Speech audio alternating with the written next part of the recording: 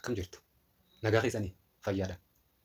Erga viidiyoolee har'aaf isiniif qindeesse tokko qabadhee dhufeetiin jiraadha. Viidiyoo kana ilaaltanii akka irraa waa hubattan abdii guddaadhaan qaba. Kanaaf kaayyoon ijoon viidiyoo kanaa inni tokko viidiyoo waa'ee haxxummaa mirraa yookiin emotional intelligence ibsu keessatti adda durummaan eeraman keessaa isa tokkodha. Viidiyoon kuni viidiyoo mirraa jechuun maal akka ta'e hubachuuf mirri keenya faayidaa fi miidhaan inni nurraan gahu malu maal akka ta'e adda baafachuuf akkasumas mirra keenya bifa bu'aa qabeessa ta'een hoogganuuf maal godhuu akka qabnu nu akeeka. Dabalataan mirra keenya sirriitti to'achuu hoogganuudhaan akkamitti jireenya dhuunfaa keenyaa hariiroo namoota waliin qabnu iddoo hojii ijoolleef maatii ofii keessatti bu'aa qabeessa akka ta'uu dandeenyu nutti akeeka viidiyoon irraan tanaa kun. Kanaaf kaayyoon ijoon viidiyoo kana hanga xumuraatti akka nu hordoftan abdiin qaba. Barnootni isin asirraa argattan jee ani abdadhu. Barnootni ani asirraa argattan jee amanu maal akka ta'e isiniif himuu danda'a. Inni biroo haa ta'u malee viidiyoo kamiyyuu keessatti wanti nu fayyadu tokko hin dhabamu. Atis viidiyoo kana ilaaltee waan na fayyadu jettu tokkos taatu akka keessaa fudhattu abdiin qaba. Jalqabarratti wanti nan dhiyeessuuf deemu mirra keenyaan wal qabatee yaadota ijoo lameen kan haa ilaallu. Ergasii ammoo akkaataa mirra keenya itti hooggannu haa ilaallu jechuudha. Qabxiileen ijoo lameen duraa tokko mirri barbaachisaa ta'uu isaa beeki. Mirri barbaachisaa ta'uu isaa beekuu qabdaa jechuudha. As keessatti mirri keenya jireenya keenya keessatti iddoo murteessaa qaba jechuudha. Mirri keenya iddoo murteessaa jalqaba irratti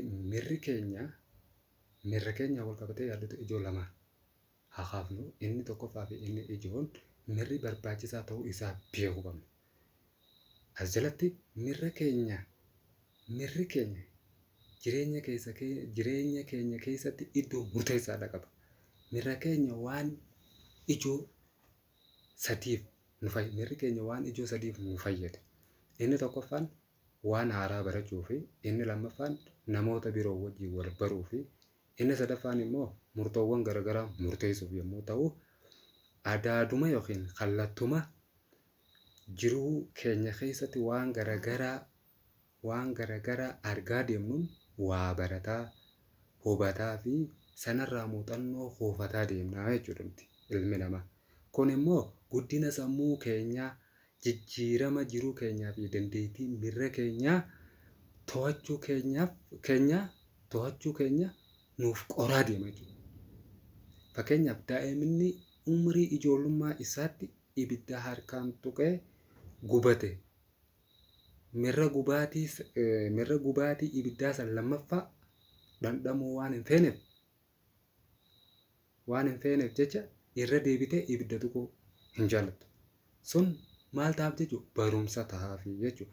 Akkasumas nutis miroota garaagaraa jireenya keenya keessatti nu mudatan irraa waa barataa deemna.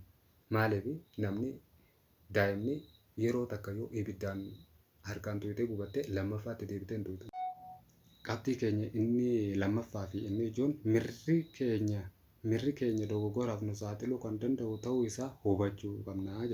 Dogoggora hedduu keenya hojjennu keessatti gaheen mirraa baay'ee olaanaadha. Mirraan butamnee wanti nuti hojjennu yeroo mirri suni darbe ofitti kolfinaa, ofitti gaabbinaa yookiin of abaarraa jechuudha. Yeroo mirra keessa gallu sammuun keenya waan tokko tolchiteeti hin taluuf yookiin madaaluuf ni rakkata yeroo mirra keessa gallu. Fakkeenyaaf mirra jaalalaa keessa gallee jaalalleen nuti feenu sun yoo nu hubachuu didde maal taana jechuudha. Yookiin didde mirra jaalalaa sana miidhamne murtee garaagaraa ofirratti fudhachuuf ni murteessina ta'a. Sammuun keenyaa sanaan waan weeraramuuf yeroo sanitti tasgabbiidhaan yaaduudhaaf ni rakkata. Kana gidduutti wanti jireenya keenya guutuu miidhu raawwachuu dandeenya. Mirri kamiyyuu dhiibbaa mataa isaa qaba. Gammachuus ta'ee gaddi mirra keessa yoo nama galche badii nurratti uumuu isaa ni mala. Kana beeknee furmaata waan akkanaa maali isa jedhu baruun murteessaadha. qabxiilee itti aanan kutaa biraatiin qabadhee waan isin dhiyaadhuuf baay'ee galatoomaadha. Viidiyoo kiyya daawwachuu irratti baay'ee galatoomaan jedha. Akkaatuma viidiyoo kana ilaaltaniin